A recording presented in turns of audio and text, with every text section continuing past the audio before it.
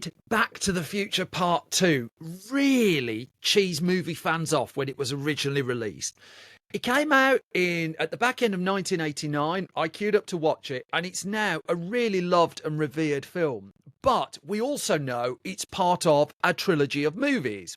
However, in the pre-internet days, it was not entirely clear to most people, if they weren't reading the film magazines and stuff that were around at the time, that there was going to be a Back to the Future Part 3. And as those familiar with the trilogy will know, Part 2 ends on a cliffhanger and a teaser for the next movie. This generated some degree of backlash, and Bob Gale, the co-writer of the Back to the Future films, argues that there was a loss of goodwill towards the third film because of how the second film ended, that the box office of the third film wasn't as strong as the second. And as Bob Gale told Amblin Road, he said, "I had arguments with Tom Pollock, who was running Universal Pictures at the time.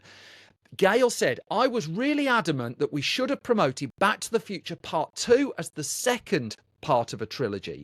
People should have known before they bought their tickets there was going to be a third one."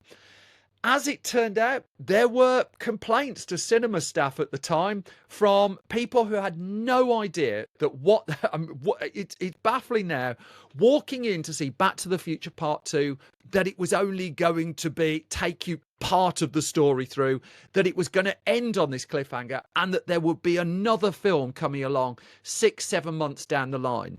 There was a real backlash. Not a huge one, but a genuine backlash against Back to the Future Part 2. And now, when you watch them back to back as a trilogy, it makes perfect sense. But it's easy to overlook the fact that heading into the release of the film, they'd made this decision in advance, not in the promotion, to tell film fans there was going to be a third one just a few months after.